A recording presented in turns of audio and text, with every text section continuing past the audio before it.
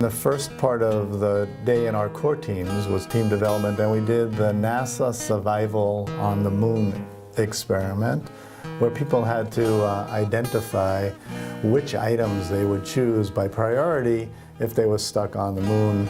And the team comes to the understanding that team decision-making almost always trumps individual decision-making. They were able to understand the power of collaboration and teamwork. After lunch, we did 3 simulations that were relevant for Lindsay Leads people. The first of which was, you have 10 minutes to present to the Board of Trustees of Lindsay Unified School District to help them understand Lindsay Leads' progress this past year. And we'll get to present that to the board at some point in May. The second group had a 10-minute presentation to a parent community group at an Illinois public school district, like the one we're consulting with right now. So while your child may take longer to learn something, it does not mean that they're sitting on their desk with their head down. That's not learning.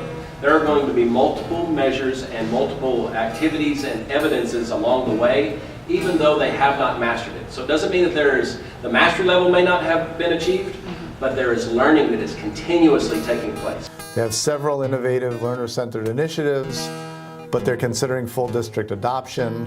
What do you convey about the benefits and weaknesses of a personalized learning model?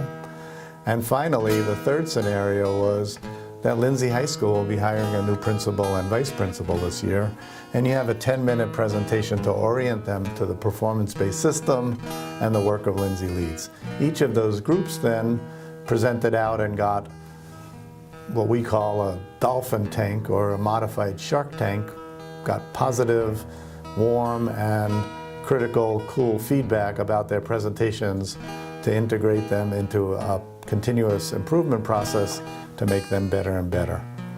We ended with a circle to describe our ahas and appreciations of the day, and everybody completed their core competency self-assessment so that we can have a clearer sense of priorities for future training later this year.